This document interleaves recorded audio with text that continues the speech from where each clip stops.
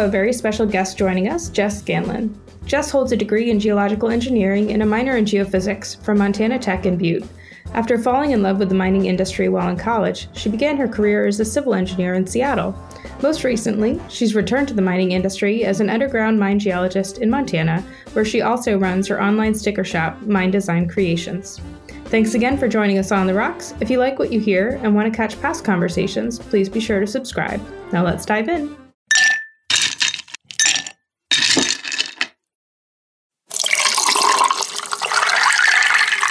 All right, Jess, well, thanks so much for coming on The Rocks this week. How are you doing? I'm great, thanks. How about you? I'm doing great, and I'm glad to be chatting with you. I am a big fan of a bunch of your efforts that I first got clued into on LinkedIn, I think, was where I first saw your sticker shop and your travel guides and stuff. And so I'm excited to talk to you about all the cool, fun things you're doing inside of the mining industry, as well as your day job. Awesome. Thanks. How did you end up getting into geology? So my love of geology kind of started when I was really young. I always had like a rock collection. You'd go on trips and get those like polished rocks. And so I had like a whole collection of those. And then my dad owns a construction company, and him and my mom really encouraged me to go to school for geological engineering. So I actually have my engineering degree, although I do prefer the geology side of things. So I went to school at Montana Tech, which is a big mining school, and that's where I initially got introduced into the mining industry. And I really kind of fell in love with it instantaneously, and I started taking more mining classes, and then I spent 2 summers at the mine I currently work at doing internships there. And then during my senior year of college, I was an underground tour guide at the World Museum of Mining in Butte, and that was a ton of fun. It's like still my favorite job ever. So shout out to them. That's awesome. And then you kind of took a bit of a departure, right? You went and did civil engineering for a while. Yeah, so right out of college, I was struggling to kind of get a mining job. And so I found this civil engineering company that I really liked, loaded out and moved out to Seattle. And so I spent 6 or 7 months there working on a project with that company. And it was such a great experience, and like being able to get that kind of engineering side of things under my belt in like a practical way, not just like in school. And I really enjoyed that, but it was a short stint. After about 6 months there, I got a call from the mine that I had interned at, which is where I work now. They were like, hey, like we have a job opening. Do you want to come back? And I was like, back to Montana, back to the mining industry. Absolutely. No, that's awesome. It must have, has it been an easy transition then back into the mining space? I think for me, it kind of has been, just because I fell right back into where I left as an intern. So it was really, really good. It was just, yeah. What then led you to start these other projects? Tell our listeners a little bit about the other fun stuff that you do outside of your day job. It all kind of sums up into education and outreach almost, I guess, just about the mining industry. Mining and mining history is really my passion overall. It's not just the mine I work at. It's not just the extraction of metals. It's like everything about the mining industry. So I started out a couple of years ago. I think it was 2019. I did my first part of my mining road trip, which is what my parents call what got me like LinkedIn famous.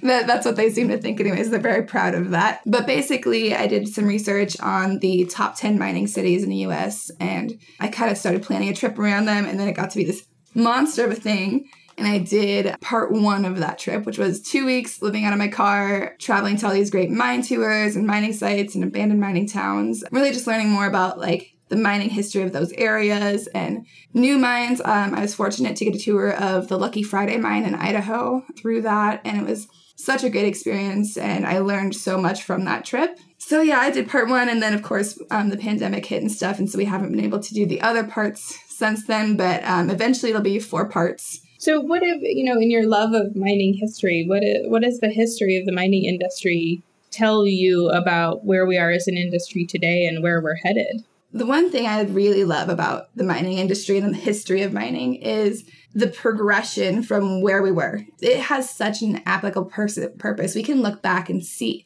physical scars of what the mining industry wasn't exactly doing right back in the day and what we can do better. And so it's progression you can see, which I really love. Of course, going to school in Butte, we have the Berkeley Pit. And being able to see the technology and environmental and safety changes that have come out of that and be able to show where we're going from that kind of starting point is like amazing to me. And what do you think about the communities that have come up and stayed in mining areas, right? Even after the mine shuts down, others that once the mine is closed, like my parents used to live in Creede, Colorado. So a lot of old silver mining towns that are kind of ghost towns now, right? Literally, like nobody lives in them. There's a lot of towns like that were mining towns. And unfortunately, that is part of the mining industry. But I feel that even those kind of ghost towns, there's still so much information and history there. Like I know Butte, especially, like there's only like one active mine left in Butte. Montana Resources there. But Butte is still such a proud mining town. And I find that experience in a lot of places, and there's places that have embraced it, like Virginia City. Not much mining going around there anymore. I mean, there's little bits, but they're fully embracing their history and bringing education and tours and stuff into that. And that's what I love. I love going to visit those places and being able to see like how they've embraced that and how they show the past versus the present. No, I think that's so important because, we talk a lot on this podcast with different folks from the industry about how can we get young people in particular to be excited about mining and get them interested in joining the industry, supportive of the industry, right, and what we do. Just focusing a little bit more on the history of where we've been would be a great place to start because it's really cool stuff to kind of hear about what's been done, whole regions and cities that have been built off of this industry, as crazy as it is. Yeah, absolutely. And I mean, what kid doesn't like to go on a mine tour? Right. It's so much fun. Like I said, my job in college, my senior year was giving mine tours and it was so much fun. And I love getting to meet people and really tell them like, hey, I, have worked in the mining industry a little bit. Like I'm going to school for mining and just people don't really think of mining, right? It's not something that is on the forefront of people's minds when they turn on a light switch. They don't think about the copper that went into that. And so being able to just kind of bring that kind of perspective to people really opens up their minds and like, wow, okay, this is really cool. And all the kids I took on the tours loved it because I'm, super kid friendly and love to show them the rocks. But yeah, no, it's definitely, I think, such a great start for introducing people to the mining industry and kind of telling them like, hey, here's where we've been, here's where we're going, here's why it's awesome. Yeah, and I think there is a natural interest. I mean, my daughter is 6, and I had messaged with you a little bit because she and her friends right now at this age, they all have these little rock collections. They're fascinated by rocks and crystals, and they get really into the meaning or the magic of what the different crystals do. I never knew 6-year-olds could be so into like chakras and stuff. I don't even know where they learn this stuff. But I'm like, well, mommy as a geologist doesn't quite ascribe to all of those, but there's this natural interest in it, along with, of course, kids love any heavy equipment, right? Big trucks, screens, anything like that. And so I've talked a lot with friends and colleagues about where does it drop off? How do you have kids that are super interested in this stuff and then somehow as an industry educationally or activism wise we kind of lose kids at some point because then they get to high school and very few of them think of going into our space. Yeah, I think that's such like an important perspective is trying to find where that drops off. And I know like a lot of mining companies, mine included, focuses more on high school and college students. And I think at that point it's too late. And that's like when I was developing kind of our mini minor and junior geologist book that I put out this year, I kind of wanted to capture those kind of younger minds and just get them started thinking, just try and keep that in their mind so they don't lose it when they go to high school. Like when you go to high school, my dad has the 3 C's, the cars, chicks, and cash for males, but it can apply to females too. They just have so much more on their mind. And I think it's important that the mining industry gets out there and gets that going, but we need to maintain that interest from childhood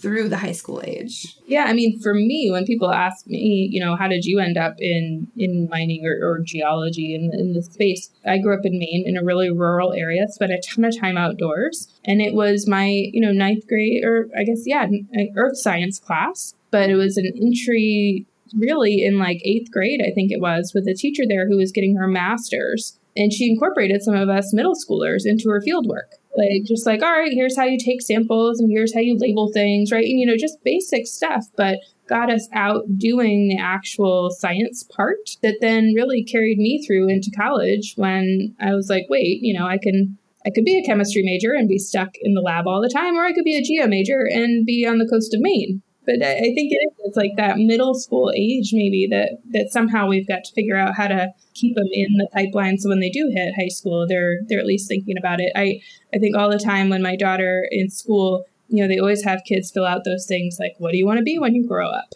Like, how do we get more kids to write miner or geologist or engineer on that sheet instead of kind of all the, well, other than like mermaid and magical fairy or whatever. My mom runs a Girl Scout troop, and I do a lot of volunteer work with them. It must have been about a year or two ago. She sent me this picture, and one of the girls had done the what do you want to be or whatever, and one of them wrote a geologist and drew a picture of me, and I was like, oh, that's so sweet. That's awesome. I was Girl Scout too. I'm a huge fan of the Girl Scouts. One of the other passion projects you have that I think is so cool is your sticker. It's not just stickers, but Mind Creations, right? Where you do you do stickers and other products. Tell us a little bit about that. Yeah, so that just kind of started this year as kind of a fluke. I started out designing and creating stickers, I don't know, about a year, 2 years ago. And I was just making them for my coworkers for fun or whatever. And it got to just be like, oh, I needed more and more and more. So I was like, okay, I'm going to list some of these on Etsy to offset the cost. And now it's just like, it has blown up. It's not something I ever expected. It's super fun. It's been awesome to see the community that has kind of grown from it. One of my favorite designs is the best man for a job might be a woman sticker. And I know I've gotten some critical feedback on that one, but I got to connect with that sticker to so many amazing women in different non-traditional fields, everything from like farming to hazmat cleanup to aeronautical engineers, and, an astronaut. We ended up accidentally getting Cyan Proctor on there, Dr. Proctor from Inspiration 4 on there. And so that was so amazing to be able to connect with that. And then all of just the other random things, my coworkers will say something or they'll be like, oh man, I wish I had that sticker. And being able to kind of create that and just have fun with it has been so much fun. And it's gotten huge. We just put our January restock in yesterday. And so I've got new stickers coming, t-shirts, hats, more booklets. I'm hoping to make mini engineer booklet, something to come out later this year, kind of discussing the different types of engineers as for like kids activities. And it's crazy. It's not something I ever expected or really wanted, but we're here now and we're rolling with it. Go with it. Ride it all the way to the bank. Yeah. No, I mean, I think what I love about the stickers that I've seen and the products you've done is it has such a sense of humor. That's, again, one of those myths about the mining industry and the people who work in it that I don't know where it came from, that we're like a boring group, because I mean, there's so much joking and a lot of really like bad puns too. But I mean, we're a really fun industry, and I think your stickers really send that message. We try and keep things on the humor side. We do have some work that we're doing, like with the mine I'm working at, we're working on some educational outreach stickers. So we're doing some custom designs with that are super fun. We've got some cool stickers for like the mining. And then because Etsy is a lot of like women shoppers, I'm really focusing on like women in STEM. And so I've got some cool designs coming out for that this year that I'm really excited about. I definitely try and keep things on the humorous side. My best friend helps with a ton of the stickers. And then, of course, my coworkers are always like, oh, Jess, you should make that new sticker. And I'm like, okay, you got it. Well, and on that, I mean, what do you see in terms of the diversity side of the industry with where you're working and where you're coming up? Like, do you have any thoughts on where the industry's headed with that? Yeah, so I think the mining industry as a whole, and in a lot of industries, a lot of traditionally male spaces are really coming up, and that's because the world is changing, right? Women are starting to realize, hey, I can do this. I can get a job and not have to rely on somebody else or not have to be something that's more traditionally women-led. And then, of course, with all the trying to like get spaces for them because they are such an important part of our world. And I feel like, especially in the mining industry, they may not feel as welcome. And so trying to create a space for them where everybody can feel welcome and comfortable, I think is really important. And really just, I feel like the mining industry is not quite where I'd like to see it yet, but I think it's getting there, and I know a lot of companies, especially bigger companies, have diversity goals that they're trying to get to. And I think it's a good change that's coming. Yeah, and I think a big part of what's happening with essentially the talent crunch, right? I think it's almost forcing companies in a way to become more inclusive and really perhaps listen to the groups that are choosing not to participate right now and better understand why. right? And whether the companies have to change in order to make those groups, interested in participating in the industry. And I think it's really important what you're saying, that now is a great opportunity with the way the industry is headed from a market perspective, right? Business is positive. So let's use this as an opportunity to attract a whole new group of talent that can bring a lot of diverse skill sets and feedback and backgrounds. The important thing is to get the right person in the right job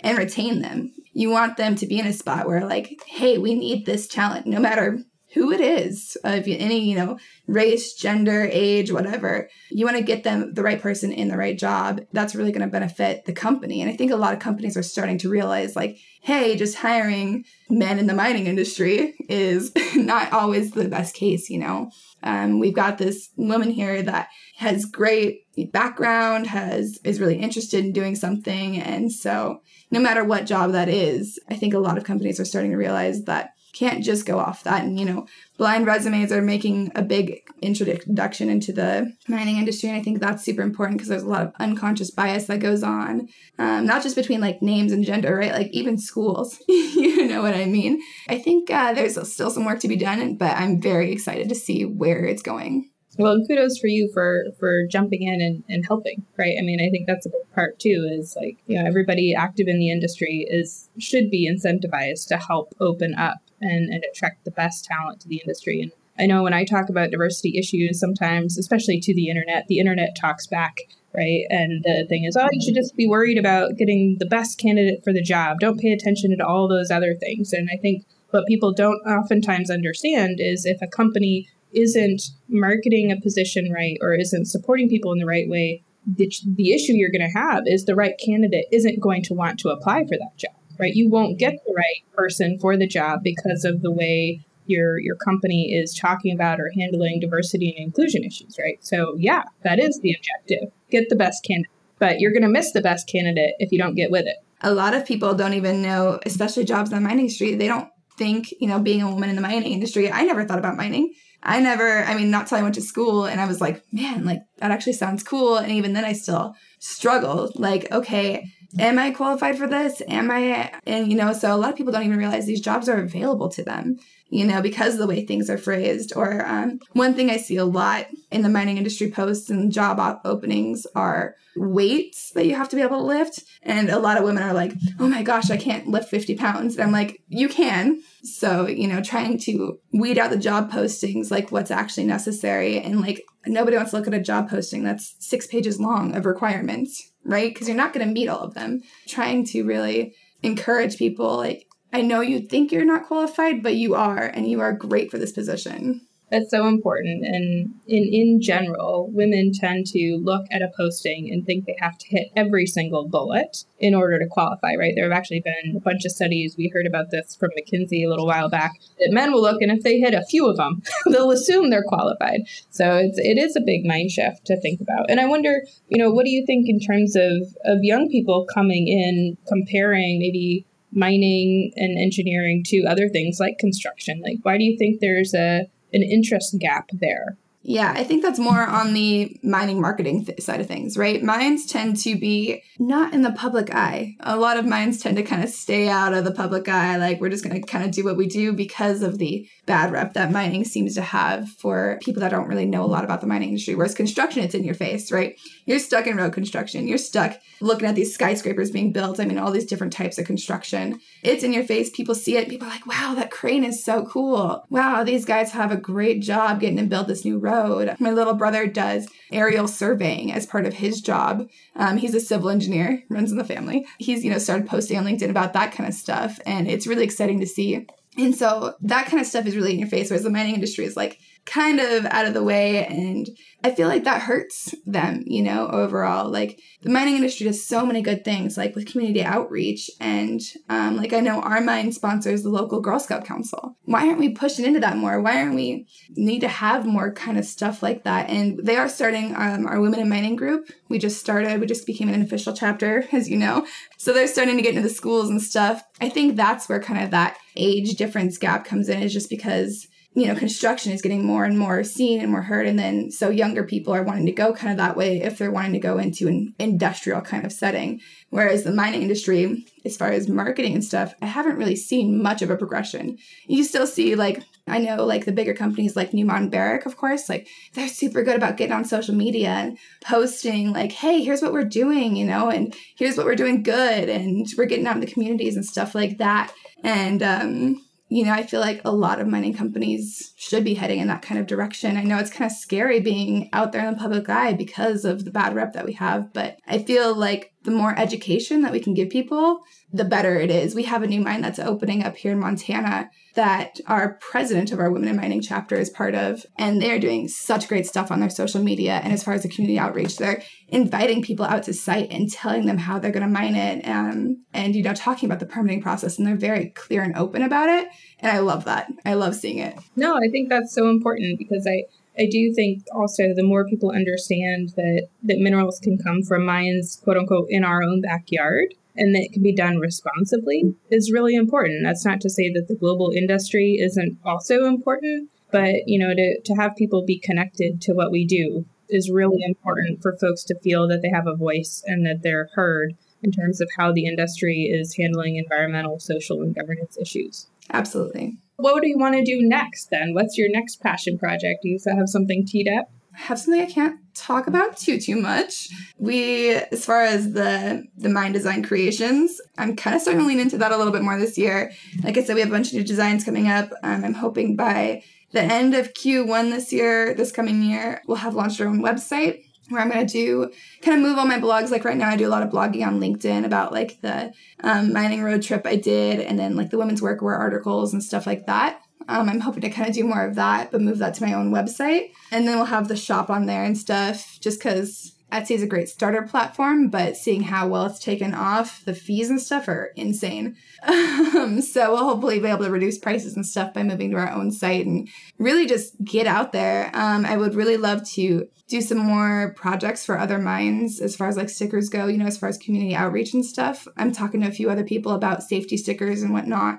That's kind of my whole thing for this year. I know traveling's still probably going to be pretty limited for this coming year. So the mining bucket list project blog thing is kind of still on hold, but I am hoping to get to the second part of my mining road trip. One of my friends just got a job down in Colorado, and so I'm hoping to go visit her and do part of that road trip and learn more about the Colorado mining industry. So I know that's kind of what's been fun about my career, working mostly in emerging and frontier markets. A lot of these areas, like Afghanistan, for example, super, super old slag in some of the sites you'd go to. And I think it's so important and humbling to remember that people figured this stuff out a long time ago without any of the technology that we have now. I can take this rock and heat it up and get something really cool out of it. Just that whole idea of how far back our industry goes and tied to personal ingenuity, I think is always so important to remember. Well, thank you so much for coming on the rocks, Jess. I really enjoyed it and look forward to having you back on, and definitely encourage everybody to check out your stickers and your mini geologist books and all of that stuff. I always think it's really cool to see entrepreneurial folks come into the industry because it's such a key part of what we do that sometimes folks forget about. Yeah, well, thank you so much for having me. You're such an inspiration to me overall. And so it's just been so much fun getting to talk to you and getting to know you through messaging and stuff. Yeah, I look forward to it. Having you back on again soon. Well, thanks. Thank you to our guest and my colleague, Jess Scanlan, for joining us on this episode of On the Rocks. To learn more about Jess, visit her on LinkedIn at Jess J. Scanlan and check out her Instagram at minelife.mt and her sticker shop at Mind Design Creations. For more insights on new mining projects, news, and more, go to our website at www.prospectorportal.com and subscribe to our weekly newsletter, The Nugget. Thanks for joining us on The Rocks. If you enjoyed the episode, click the subscribe button and please leave a review. Until next time, keep your glasses full and your ice cold. Cheers.